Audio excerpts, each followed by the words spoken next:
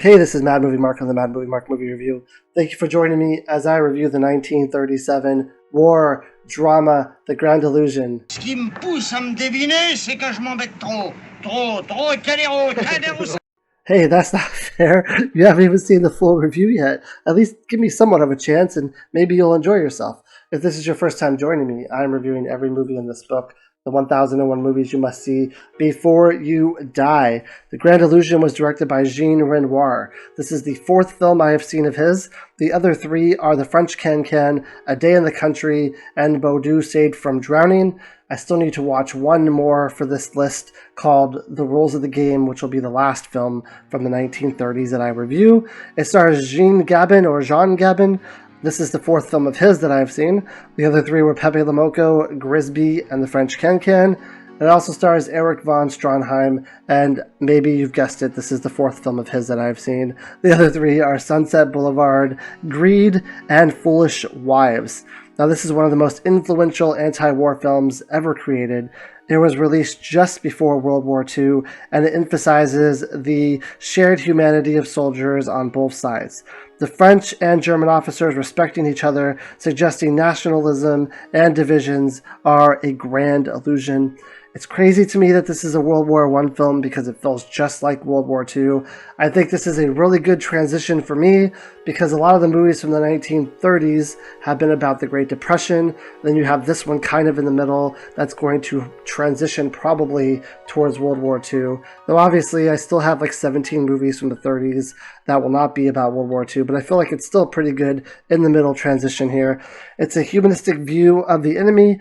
German characters were portrayed sympathetically, which is something that's kind of unheard of in World War I movies. I don't think you have a lot of sympathetic German movies out there. It argues that the old European aristocracy is disappearing after World War I, and working class characters represent the future of society. And this was the first foreign language film to be nominated for Best Picture at the Academy Awards. Now, I said the French and German officers respecting each other, suggesting nationalism and divisions are a grand illusion. I think there's also some other grand illusions in this movie. I think one of them is very topical for today, and that is that war can be very quick. It can be very easily won, and that you don't have to fight for that long. We are kind of going through that right now. It is March 13th, 2026. America is going through a period where we are fighting, I want to say, a war. It's either a war or an excursion, I think is what they're calling it, depending on what side of the aisle you're on, or depending on what you believe. But we are fighting in a battle right now that maybe some people thought was going to be very easily won, that was going to be done very quickly. And we are slowly finding out that that was just an illusion, that the enemy we are fighting is actually much more prepared and much better off than where we thought they were. And we have this illusion that because we have the greatest military in the world, which we do have the greatest military in the world, that's not the illusion. But we have an illusion that since we have the greatest military in the world, that we can kind of do what happened in Venezuela, where we go into a country, we bomb it a little bit here and there, and the country folds. And it's very easy, and it's done very quickly, no problem. Let's move on to the next thing. But I think that is an illusion that we're seeing right now, that is not the case, and that this is going to be much harder, much worse than anyone ever thought. I'm trying to be as not political as I can here and just describe what I feel like is going on, but I feel like that is an illusion of our war that we currently have going on. I do believe it is a war, and I think that is one. That's why this movie is topical today, because the illusions that were happening back then are still seen today. I think there's also an illusion in this movie that escaping is easy. Now, this kind of sets the tone for a lot of other escape movies, escape from prison movies, where you have the prisoners kind of collecting dirt and then having to deposit it somewhere out in the field where they're working because they have too much dirt that they're trying to get rid of while they're digging a hole to try to get out of the prison. There's this illusion. You can tell while they're talking about this hole and while they're digging this hole, that they've made a lot of progress, that they think that it's not going to be that big of a deal. But then you have a scene where one of the people who are digging the hole kind of passes out. The dirt falls on him. He stops breathing a little bit, and he has a very difficult time escaping. And I think that's one of the other illusions here, is that this is something that will be very easy for them because they're banding together as a team, because they think they have this great way of escaping, and it just doesn't happen. Now, what this movie essentially is about is we have several French soldiers who are captured during World War I from different ranks and different places in society where you wouldn't think that they would be able to get along. You wouldn't think that they are people who would have much in common with each other or would be able to have any sort of camaraderie with each other. And they are sent to a prisoner of war camp where they eventually do get along with each other, and they are sympathetic with each other. Even the German prisoners are sympathetic with the French, the French prisoners are sympathetic with some of the German officers. And you do see that these are not just prisoners of war. They're not people who are sent to fight each other, but they are humans. They are people who have real human feelings. They are people who share things in common, even though you wouldn't think that they share things in common. And even though there's this war going on where they're supposed to hate each other and they're supposed to be fighting tooth and nail against each other, and you would think that that's what war is that it's just people kind of running at each other and firing and not caring who they kill and counting the amount of kills that they get, which is something that happens early on in the movie. One of the famed pilots is talking about how many people he shot down. But you would think that that's all it is. But behind that, there are people, these are real people with real feelings, who care about each other, who have real basic human needs, and they end up getting along with each other really well. And at the end of the movie, we have these prisoners are taken from different prisoner of war camp to prisoner of war camp. One of them, they come really close to finishing this hole that they're digging, but they never quite get there. They try to escape a bunch of different times, but it never happens. And then they're sent to this castle-like structure that is supposed to be impenetrable. It's not supposed to be a place where anyone has ever escaped before. And they're able to actually do it, at least two of them.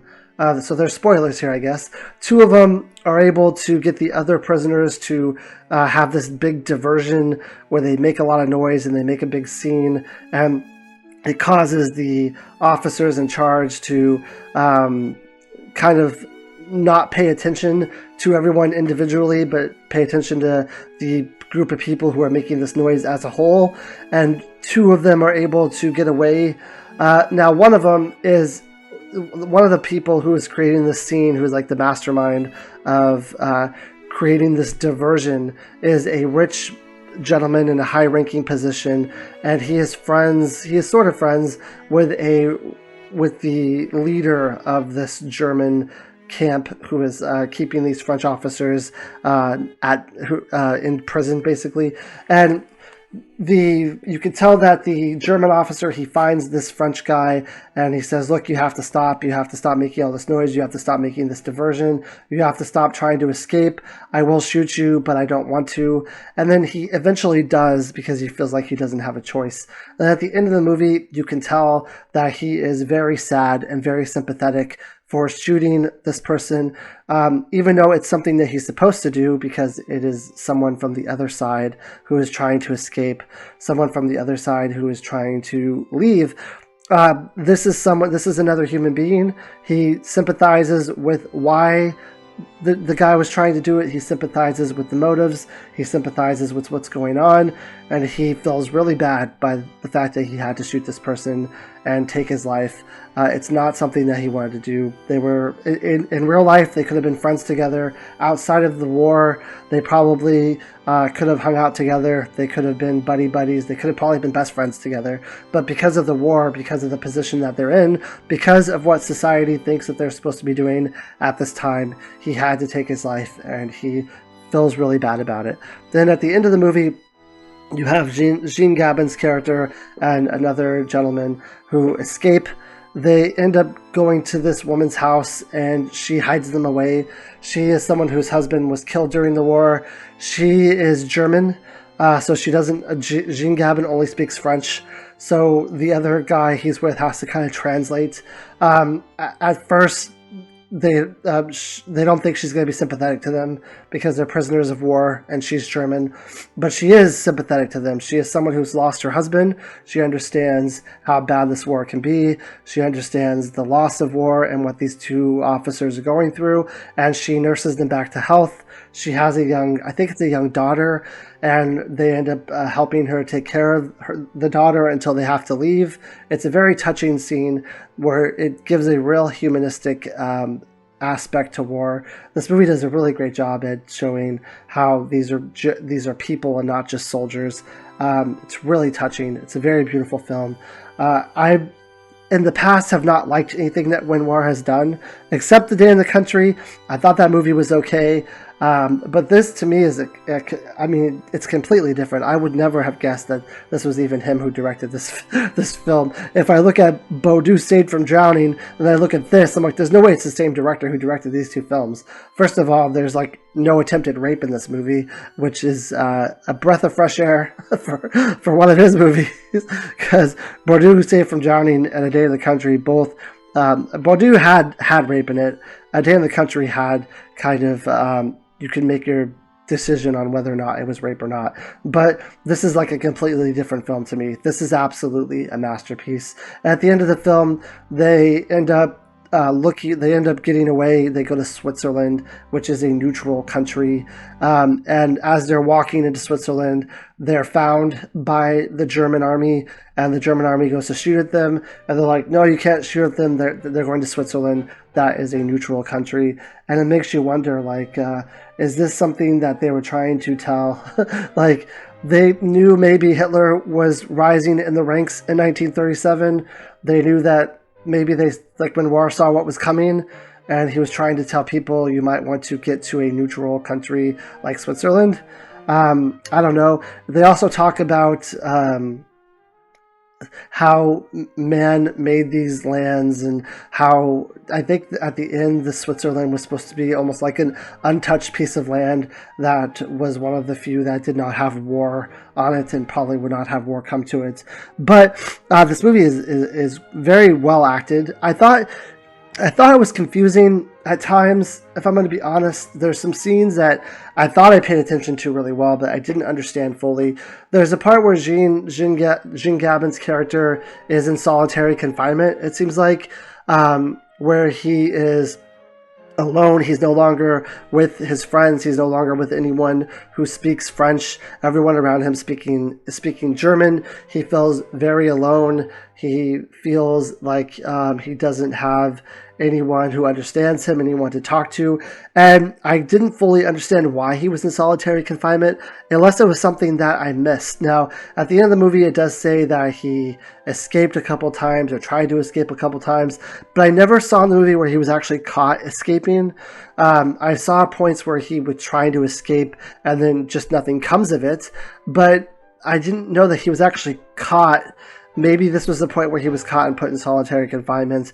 But I feel like the movie for me skipped a couple things, or it skipped over some stuff, and I had a hard time following it. I had to go back and kind of read about it and figure out what was going on. But besides that, I do think this movie is a masterpiece. The way it makes war humanistic is just astounding, and how these are real people and they're not just soldiers and they have real feelings, and it just does. It's such a beautiful movie. It does such a fantastic job. This movie definitely deserved to be nominated for Best Picture.